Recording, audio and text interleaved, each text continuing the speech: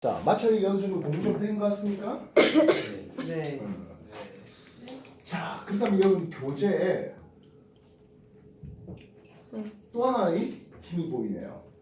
반드시 필요한 탄성력이 필요합니다. 적중이 반드시 필요한 힘으로 탄성력입니다. 탄성체, 뭐 예를 들어서 용출이라든지 또는 뭐 고무줄을 밀렸다 또는 풀렸다는 그런 것들입니다. 이런 탄성체는 탄성 한계라고 하는데요. 내가 용출을 잡아당기는데 뭐 무한히 잡아당길 수 없고요. 어느 정도 잡아당기면 다시 원래대로 되돌아갑니다.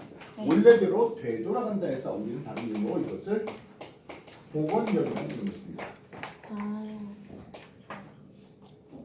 그래서 원래 탄성체의 길이가 L제로만큼 있었어. 그거를 늘리든지 또는 인장시키든지 늘리든지 또는 압축시키든지 해서 X만큼 늘렸잖아 하는 그런 과정입니다. 여러분들 경험해보면 알겠지만 용수철 또는 뭐 고무줄 처음 들 때 쉬워요. 근데 잡아당기면 힘이 더더더 많이 들거든요. 그래서 X 변형거리라는 이름을 쓰는데요. 아까 우리가 힘의 정의를 하면서 물체의 모양을 변형시키거나 했잖아요. 변형거리 X에 대해서 F 탄성의 크기는 이런 식으로 변화되는 것을 볼 수 있습니다. 그래서 X만큼 변화시킬 때 이 힘 F 탄성력을 KX 이렇게 쓰고 있습니다. K는 뭔데요 하면 탄성계수 또는 용수철 상수 뭐 이런 이름을 씁니다. 그렇다면 이 흰 거에 비해서 빨간 놈은 탄성계수가 큰 거야 작은 거야? 큰 거. 그렇지. 그럼 똑같은 변형을 보기 위해서 힘을 더 많이 줘야 돼요. 늘리기 어려우시워? 어려운 하면 되겠습니다. 경우에 따라서는 F KX 하면서 앞에 마이너스를 붙이는 교재가 있어요. 뭐야 왜 갑자기 마이너스야 하면 이 마이너스 의미는 뭐겠습니까? 하면 줄이는 거? 이렇게 줄인다고? 복원력이라는 뜻입니다. 변형된 방향과 반대 방향으로라는 아까 힘이 뭐라고? 벡터가 있잖아. 네. 방향에 대한 정보를 표시한다고 마이너스를 붙이는 경우들이 있습니다. 너무 어렵게 생각하지 마시고요. 내가 오른쪽으로 잡아당긴다면 탄성력은 왼쪽으로 간다는 뜻이 됩니다. 이해됐습니까? 되겠나? 네. 마찰하면서 아주 중요한 용어를 하나, 중요한 얘기를 하나 뺀 거예요. 잘 생각하십시오. 오답입니다. 질문할게요. 마찰력의 방향은 힘의 방향과 반대 방향이다. OX. 오. 좀 전에 내가 이렇게 말할 때 뭐 했습니까? 오. 오답입니다. 그랬습니다. 다시 해보겠습니다. 왜지? 마찰의 방향은 힘의 방향과 반대이다. OX. X 틀린 방향입니다. 그럼 마찰력의 방향이 힘의 방향과 같습니까? 아니요. 그것도 아니에요. 마찰의 방향은 운동 방향과 반대 방향입니다. 공기와의 마찰력이 존재할 겁니다. 그렇지? 네. 이래서 분필을 떨어뜨립니다. 분필에 중력이란 힘이 작용합니다. 이래서 공기의 저항력, 공기의 마찰력은 이쪽 방향입니다. 선생님 그럼 중력 방향과 반대 방향이겠습니까? 자, 이걸 내가 위로 던질게요. 위로 던져 올립니다. 이 분필에 어떤 힘이 작용한다고요? 중력이 작용합니다. 네. 마찰 이쪽으로 작용합니까? 아니요. 올라가는 거 방해하게. 중력 방향과 마찰의 방향은 같아. 올라갈 땐 같습니다. 마찰의 방향은 무엇과 반대라고요? 운동만. 운동 방향과 반대입니다. 물론 정지 상태라면 너도 힘의 방향과 반대겠지만은 운동하고 있을 때는 운동 방향과 반대 방향입니다. 힘의 방향 말고 운동 방향과. 이해됐어요? 네. 우리가 물리를 공부하면서 이렇게 글자 하나 뉘앙스 차이 때문에 오답이 되는 경우들이 꽤 있어요. 또 뒤에 뭐뭐뭐만 붙는 경우들, 화학에서 보통 뭐뭐뭐만 붙으면 만 반드시 100% 이렇게 들어가면 좀 잘 안 맞는 경우들이 많아요. 세상에 예 없는 법칙 없다고. 글자 잘 읽어드리도록 하겠습니다. 탄성력, 복원력 이렇게 하시고 여기다가 나중에 더 엎어서 할 일이 뭡니까 하면 탄성 포텐셜 에너지, 탄성 위치 에너지 2분의 1 kx제곱 이런 것들이 더 엎어 나가게 됩니다. 아직까지 끝까지 공부 안 됐을 것 같은데요. 혹시 거기까지도 공부하신 분 있나요? 없죠?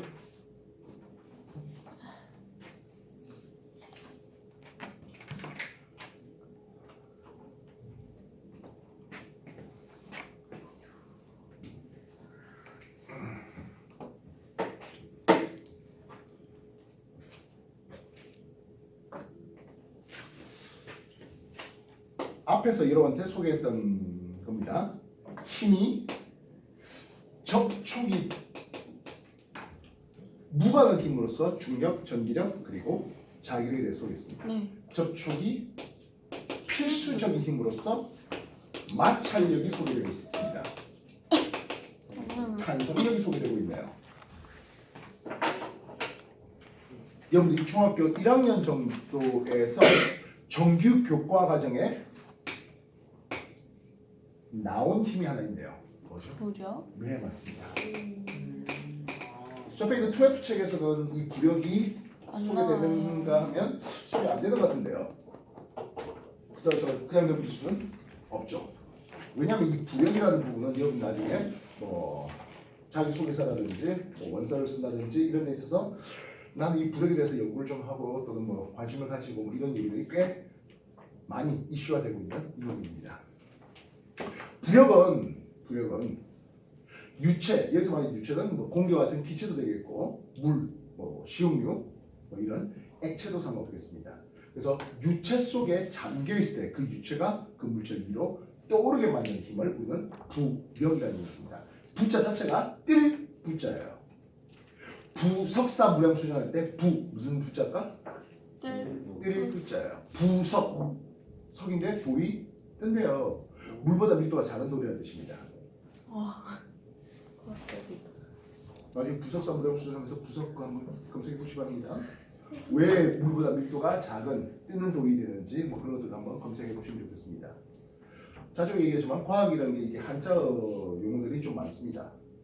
이 부자를 뜰 부자를 한자로 쓸 이유는 전혀 없습니다만 부자가 무엇을 뜻하는지 그 뜻을 이해했으면 좋겠습니다. 물에다가 어떤 물체를 담궈놨는데요. 꼭 물이 아니어도 상관없죠. 네. 제. B라는 놈은 가라앉아 있고 A라는 놈은 떠 있어요. 누구한테 걸리는 알짜임이 클까요? 가짜비 같다. 같다. A는 정상태를 유지하고 있고요. B도 정상태를 유지. 유지하고 있습니다. 이 알짜임은 둘 다 같아요. 0입니다. 이해됐어요? 0이라고 얘기됐을 때는 같다라는 표현보다는 둘 다 0이다 또는 뭐 0이다라고 말 자체를 좀 0이라고 제로라고 써주시기 바랍니다. 이해됐습니까? 네. 근데 B는 왜 가라앉아 있고 왜 A는 떠 있습니까? 하면 여러분 중학교 2학년 교과과정 정도면 액체보다 밀도가 작은 A는 떠 있고 액체보다 밀도가 큰 B는 가라앉아 뭐 이런 식으로 공부가 될 수가 있었을 텐데요. 이 A라는 놈은 중력이라는 게 작용한다 안 한다? 한다. 한다. 그렇다면 이 A를 위로 떠오르게 하는 힘이 있습니다. 부력. 이게 F 부력이 되는데요. 부력은 요 유체 밀도를 로라 합니다. 로는 유체의 밀도입니다. 보통 밀도를 density D로 많이 쓰잖아요. 예. 네. 근데 그거는 어떤 고체 물질에 대해서 밀도를 D로 많이 쓰고요. 유체, 액체의 밀도는 로를 많이 씁니다. 이렇게 쓰는 게 아니라 이렇게 쓰는 겁니다. 이해됐어요? 네. 유체 밀도를 로라고 합니다. 로. G는 지구 중력가스로 되겠고 V 이렇게 쓰고 있는데요. 이때 이 V가 중요합니다. V는 볼륨 부피인데요. 그냥 단순한 부피가 아니라 잠긴 부피입니다. 유체 잠긴 꼭 유체하기가 뭐 하는데 그냥 물이라 생각하십시오. 네. 유체 물에 잠긴 부피를 얘기합니다. 이 물체 전체의 부피가 아니라 잠긴. 잠긴 부피입니다. 이해됐어요? 네. 계란 두 개가 준비됐습니다. 모양도 크기도 서로 같습니다. 다시 말하면 이 두 개의 계란은 서로 밀도가 아니 서로 부피가 같습니다. 얘가 이해됐습니까? 네. 근데 A는 이렇게 떠 있고 B는 가라앉아 있습니다. 어디서 많이 보던 그림인 것 같습니다. 소금물에다 던져놨더니 좀 오래된 달걀은 이렇게 떠 있고 싱싱한 달걀, 나지 얼마 안 된 달걀은 가라앉아 있는 이런 상황입니다. 물에 잠긴 부피는 서로 같나요? 이게 훨씬 더 물에 잠긴 부피가 큽니다. 네. 이해됐어요? 네. 그래서 잠긴 부피에 직접 비례하는 게 부력이에요. 그래서 부력이 크게 누가 더 큽니까 하면 가라앉아 있는 B가 더 큽니다. 이해됐어? 네. A는 잠긴 부피가 상대적으로 더 작습니다. B보다. 근데 왜 이렇게 일이 벌어집니까? 얘는 부력의 크기보단 중력의 크기가 더 커서 가라앉아 있는 겁니다. 네. 물론 뭐 좀 더 쉽게 한다면 B의 밀도가 물의 밀도보다 더 컸기 때문이다 할 수 있겠죠. 됐어? 그러면 A는 이 부력과 중력이 무슨 관계? 평행 관계이기 때문입니다. 아까 우리가 평행 관계 하면서 두 가지를 기억했습니다. 중력과 수직항력과의 관계, 중력과 장력과의 관계. 하나 더 기억해 주십시오. 떠 있는 물체라면 가라앉은 물체라 말고 떠 있는 물체라면 중력과 부력이 같다. 평형 관계로 같다는 겁니다. 평형 관계로 같은 겁니다.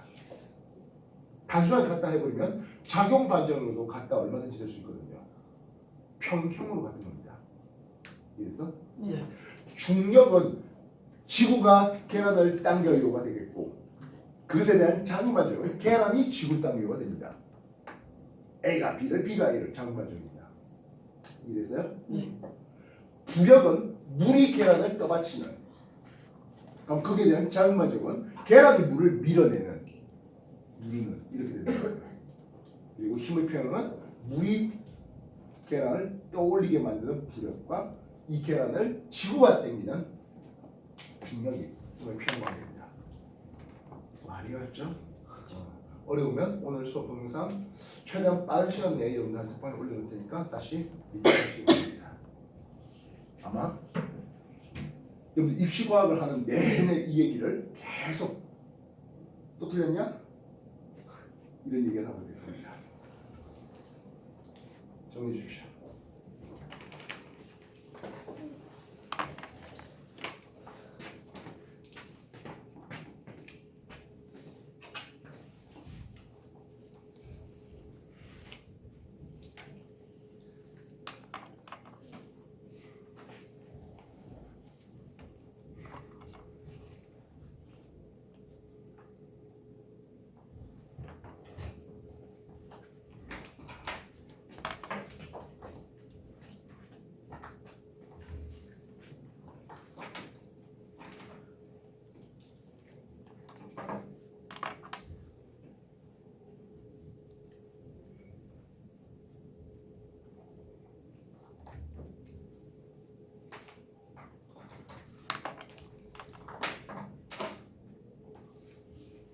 부력에 대해서는 G는 뭐 우리가 뭐 어디서는 지구에서 하고 어디서는 달에 가서 하고 그럴 일은 극히 드물죠. 네. 그러니까 G는 신경 쓸 거는 거의 없을 겁니다. 그럼 뭐가 신경 써야 되겠습니까? 하면 두 개가 신경 써야 되겠습니다.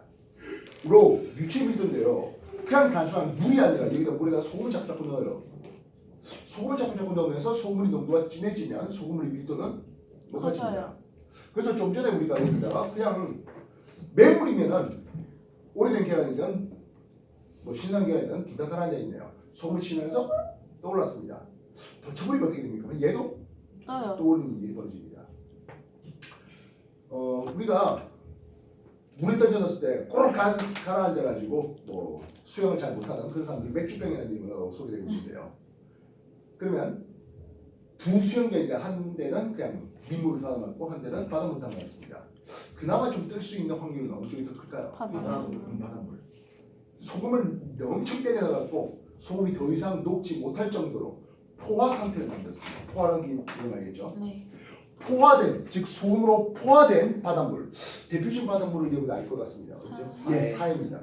사해 보면 사해 옆에 보면 소금 결정이 나와 있는 게 있어요. 소금 결정이 있다는 뜻은 그 소금이 더 이상 녹을 수 없는 포화됨이라는 뜻이 됩니다. 거기는 앵간하게 거의 뭐 잠수 벨트 무거운 낙벨트 매지 않는 한에는 몸이 안전한 자예요.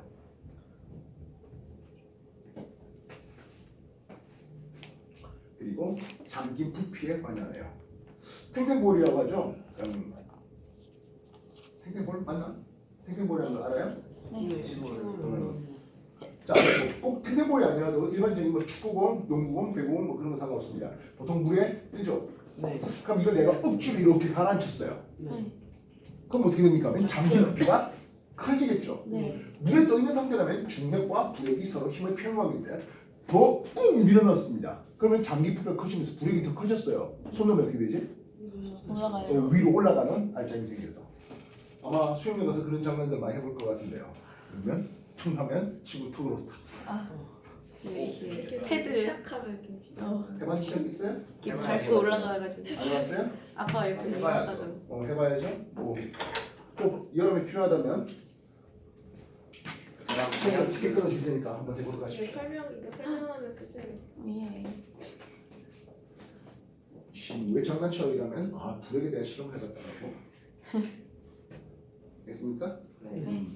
자, 뭐 오늘 여러분한테 마찰력, 탄성력 그리고 교재 쪽에서는 뭐 있는지 모르겠습니다만은 아마 어디가 뒤져보면 되지 않을까 싶긴 한데 부력이라는 것을 소개해봤습니다. 특히 부력, 노지부의 부위가 그냥 단순한 물질 부피가 아니라 유체의 잠긴 부피라는 걸 기억해 놓으시기 바랍니다. 알겠습니까? 네. 이제 남은 시간 동안 여러분이 문제를 푸셔야 되는데요. 자, 제일 처음에 보면 개념 단지 문제가 있습니다. 두 번째 유형이기 문제 있고요. 세 번째 창의 파트가 있는데 창의 파트는 빼도 괜찮습니다. 그리고 실력 파트가 있습니다. 그래서 창의를 빼고 실력까지 해서 풀어보셔야 되는데 아마 오늘 중으로 여러분한테 풀어라 하는 동안에 다 풀지는 못할 겁니다. 그러니까 못하면은 이거 숙제란 말이 내가 안 할 건데요. 숙제입니다. 매 한 챕터씩 숙제가 나갑니다. 숙제라고 말 없어서 숙제인지 몰라서 숙제 안 했어요. 그런 소리 안 됩니다. 알겠습니까?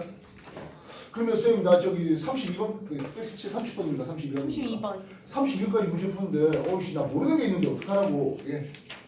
단톡에다가 질문 올리십시오. 단톡에 질문 올리기 힘들면 개인적으로 질문하시면 되겠습니다. 알겠습니까? 네. 기왕 단톡에 올리세요. 어차피 예, 나만 모르는 게 아니거든요. 저번에 뭐 결산한 사람들도 있을 거라서 쌤 전화번호 남겨놓을 테니까.